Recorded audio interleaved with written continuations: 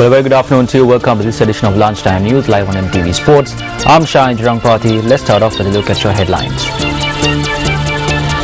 The Elections Commissioner requests candidates to avoid campaigning via telephone.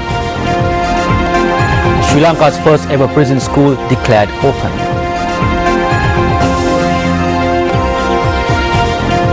Lives of 3,107 police officers who made the supreme sacrifice in the line of duty commemorated.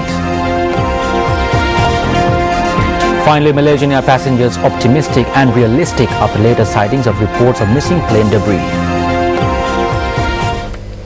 Now here are those stories in detail. Elections Commissioner Mahinda Deshapriya requested candidates contesting the forthcoming provincial council polls and their respective campaigners to avoid campaigning via telephone without prior permission from the subscribers.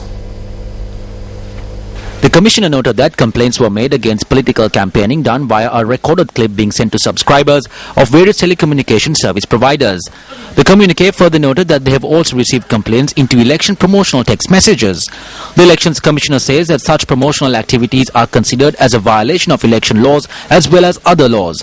Elections Commissioner Mahinda Deshapriya said that all telecom service providers will be notified to stop such organized efforts of sending SMS or MMS messages through private companies without the knowledge or consent of subscribers. Meanwhile, election observers also notes that reports of election-related incidents have increased.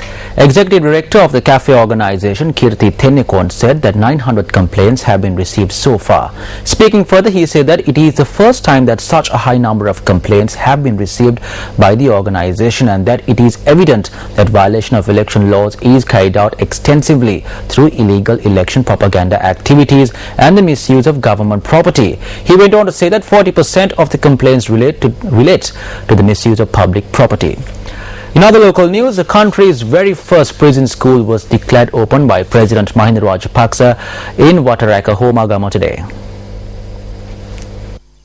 The school has been named as Sunitha.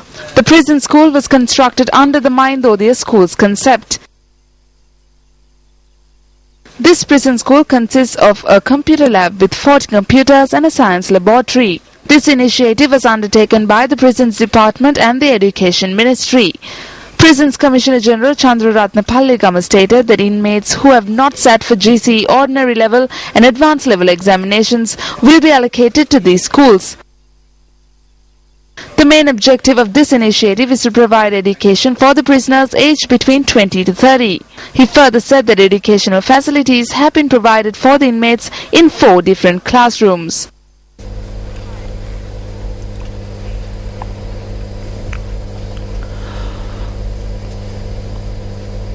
The 150th Police Day was celebrated at the Police Field Force Headquarters in Tibiriga Siaya this morning.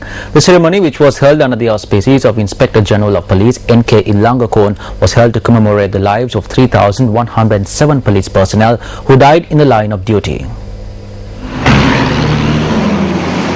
The commemoration commenced with the police flag situated opposite the memorial plaque for police personnel being lowered to half-mast by the Inspector General of Police. 2 minutes of silence was observed to remember police personnel who sacrificed their lives for the sake of safeguarding law and order of the country. Subsequently, a special salute was accorded to the memorial plaque. The IGP thereafter paid his respects by laying floral tributes to the plaque. Special gifts were distributed among the family members of the fallen heroes who were present at the ceremony. An Ayurvedic medical clinic within the Police Field Force Headquarters was also declared open by the IGP N.K. Ilangakon.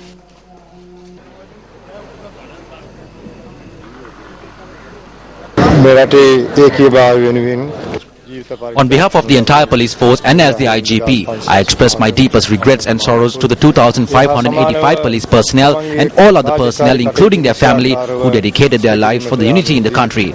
Several religious activities have been organized in police stations as a mark of respect for these police officers.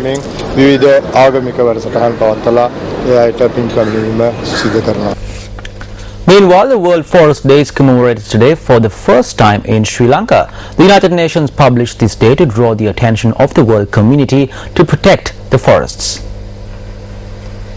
Forest Conservation General Anura Sathrusingha said that forests have spread across 29% of the country's land area. He further said that human activities have mainly contributed towards the destruction of forests. Anura Sathrusingha went on to say that he expects to increase this to 35% by 2020. On to other local news. President Mahinda Rajapaksa has appointed Professor Sunanda Madhyama Bandara as the new Vice-Chancellor of the Kelaniya University. This appointment comes after the office term of current Vice-Chancellor Professor Sarath Amunugama came to an end. Sunanda Madhyama Bandara, who received his education from the Mailapitiya High School and the Thalatu Oya Hewa Hatta Central College, is an honours graduate on economics at the Kelaniya University. He has completed his postgraduate studies at the Shiga, Nagoya and Osaka universities in Japan. Professor Sunanda Madhyama Bandara has also held the post of the Government News Director. A body of an unidentified individual was found on the Nuwara River in Anuradhapura this morning. The police said that while the identity of the victim is yet to be ascertained, police suspect the individual is around 50 years of age. The Anuradhapura police has launched investigations into the incident.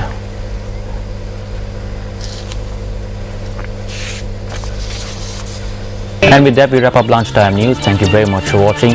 For the Newsfirst team, I'm Shahin Jarampati. Hotline 0114